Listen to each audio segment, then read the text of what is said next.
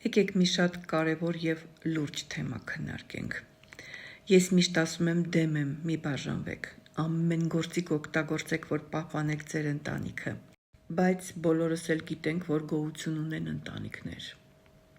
որտեղ կյանքը ահավոր է, ընտանիքներ, որտեղ կին ու ամուսին իրար չեն հասկանում և ծայրահեղ վատ վիճակում են,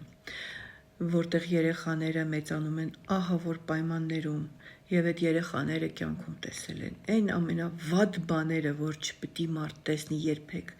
և այդ ընտանիքները պարզավոր պետք է լուծարվեն։ Պարտադիր, կան աղջիկներ, ովքեր այդ վիճակում են և չեն կարողանում այդ վիճակից դուրս գան, նաև տղաներ էլ գոյություն ունեն կազմակերպություններ, որոնք ձեզ անպայման օգտակար կլինեն։ Հիմա ինֆորմացիայի դարը կարող եք փնտրել և գտնել և մասնագետներից օգնություն խնդրել։ Բայց ես ուրիշ բան եմ ուզում ասեմ։ Հետագայում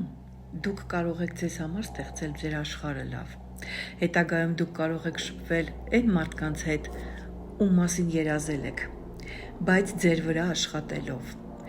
Պետք է ժամանակ, որպեսզի դուք գիտելիքներ ձեռք բերեք։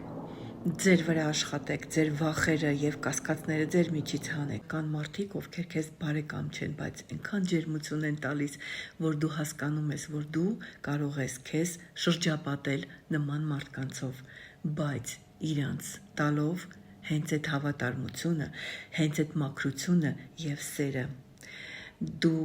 քո վրա կաշխատես, դու քեզ կուժեղացնես և զուլալ մաքուր մարդ կդարձնես և քո կյանք կգան նման մարդիկ։ Մենք կարող ենք ստեղծել մեր ապագան։ Այո, ցանկացած սիտուացիայից ելք կա, միշտ կկրկնեմ, մի անգամ է մարդ անելանելի վիճակում հայտնվում, երբ որ դադարում է ապրել։ Դրանից ելք գոյություն չունի։